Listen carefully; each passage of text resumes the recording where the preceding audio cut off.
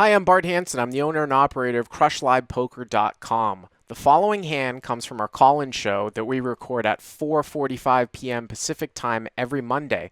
If you want to call in your hand, check out the phone number in the description. So 2-5 no limit, 500 max buy-in, and what are the effective stacks? It's real no limit though. It's not like a spread limit or anything like that, right? Right. No, true, no limit. Okay. It's 2-5. So I'm about a little bit under 900 effective, and then the main villain we're dealing with has about 1300 to start the hand. Okay. Okay. Okay, so action starts under the gun. Player limps. Yep. Hero me, we're under the gun +2, and we're looking down at ace of spades, ace of diamonds. Okay. So I go ahead and raise it up to $25. So the average, normal standard raise pre-flop in this game is usually around $20. Right. 20, So 25. 20 plus the limp. Okay. Right. So the hijack comes along, calls 25. The button, who's the main villain, calls as well on Okay. the button. Yep. And the under the gun limper also calls as well. So now we go to the flop, and the pot's $100 right now. So it's four ways, right? Yeah, four ways. Okay. So the flop comes down, jack of spades, deuce of diamonds, deuce of spades. It's a pretty good flop for you, especially with the ace of spades, right? Right. I mean, that's what I was thinking. So, I'm feeling good about the flop. Under the gun, goes ahead and checks. By the way, by the way, Yeah. Eric, before you say anything, I did put something out on social media, actually specifically, and I remember, I saw you email this in, so I found it kind of interesting. Specifically, when you have aces and then you get heat put on you where somebody is representing trips, but the only trips that they would usually play in their hand would be ace, rag suited, and that's usually going to be like on a Right. deuce deuce or a 3-3 board.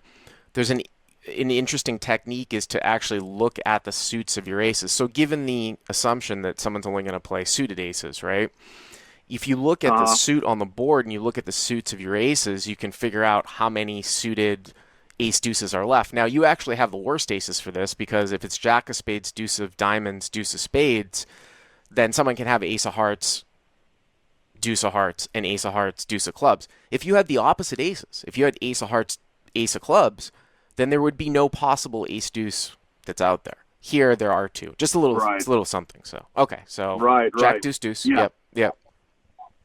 Okay, so under the gun checks. Hmm. Obviously, I'm feeling good about the flop, so I'm gonna bet here for value. Sure. So there's a lot of hands that can call me. Any jack essentially. Pairs, eights, nines. So I lead out for 65. Okay. The hijack calls pretty quickly, and then the button, the main villain, goes ahead and raises it up to 200. So this is interesting here. So, Let's stop right here. So we just gave uh-huh. the little spiel about how, you know, people can have suited aces here if they're just playing ace deuce, right? Because you have the ace of spades and the ace of diamonds Right. in your hand. The other interesting thing here is that obviously you have the ace of spades in your hand, so somebody is not raising with the nut flush draw because you have the ace of spades in your hand. Your sizing is kind of interesting here because when you bet on a board like this, you obviously do want to be able to bluff, or the idea is you don't want to. This board's interesting because I do see people just like even bet into three people with 60, 65. I just don't want to bet a certain type of board where we're going to force like sevens and eights to fold out. So you don't want to go crazy and bet like the pot, and then the next guy folds like eights or nines when you can never be bluffing. I might bet a tad smaller. Also, one other thing too, if you're ever thinking about sometimes checking an overpair for a little bit of deception or whatever, these are the times to do it when you have the ace of spades in your hand, and obviously you don't need to really protect against anything because you have aces. Obviously, I have no problem with your bet, but 65 hijack calls, button now raises 200. I assume the limper folds.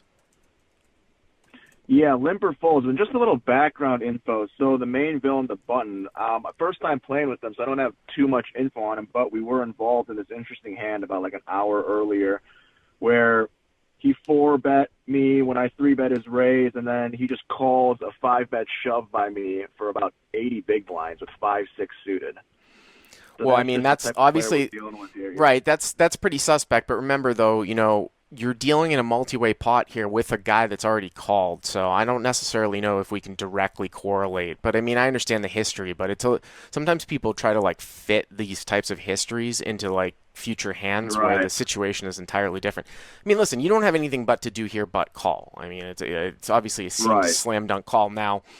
If you right. call and then like the dude, like the guy who called your bet initially, who's in the hijack, like back Uh-huh, raises, and then the two of them go all in, now you uh-huh, get a different thing. But right, I mean, you don't even have to protect against right, anything. uh-huh. So I assume Right, you no, I called. hear what you're saying, but it's just kind of an uncommon move, really in a 2-5 game for like somebody playing like that. It's pretty fishy. So that's why I just thought it was a notable thing to, Right, mention while I'm in the hand. right, So, yeah, so I go ahead and I do just call the 200, right, knowing the fact that I do have the ace of spades in my hand too. There's plenty of good turns I could see. But, alarms are kind of going off at this point. hmm But the only thing that I'm also thinking is like, I'm also double blocking ace deuce here, but, I don't know if I'm really thinking about that the right way, considering you're right. I do have the two worst suited aces though right now, because he could right. have ace deuce of hearts like you mentioned. So But, I'm thinking about that, and, what does he's the also on the hijack do? button, Does the the hijack fold? hijack tanks. Yeah, he tanks and then he folds, yes. So you think that So maybe I'm he has scared, like a jack or something? right, that or like some sort of flush draw, Okay. something like that where he really wanted to see a turn. So the pot's But he 500 ends up now, just, and you have what? right, about 565. And you've got like 675 or so left in your stack, right? Something like that. Right, just about. Okay, Yeah. let's go to the turn. Okay, the turn brings the six of clubs, so I check it over to the button, Okay. and he just goes ahead after he thinks a little bit and just bets 300. So he's betting 300 into 500. If you call, the pot will be 11, and you'll have like. So let's look at your options here, right? So let's say you call Uh-huh. 300 to 500, 800. You would call 1100. You start the street with 675. So if you call, you would have 375 left in your stack, and the pot would be 1100. So you're really sort of right at that threshold, that sort of like 1/3 threshold, because if you just check shove to go with it, he's going to be getting like, it can be like 1475, like 375 for him to call. He's getting, almost 4-1.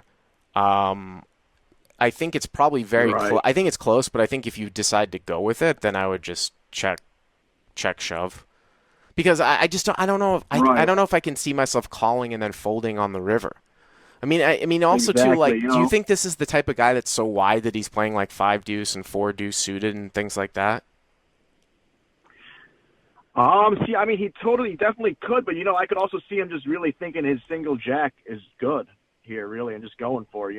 Like I Yeah. could really just think him like doing that with like king jack or queen jack even. And just Well, I really mean, going with it here. yeah, I mean, you've got two aces, so the chances that, obviously could have ace jack, right? But, you block some of the Right. combinations of that. He doesn't have the nut flush draw. So if there was a situation where you were, first of all, I think that we can all agree that calling is probably not an option here. So I think you're Right. either going to Right. go with it or fold.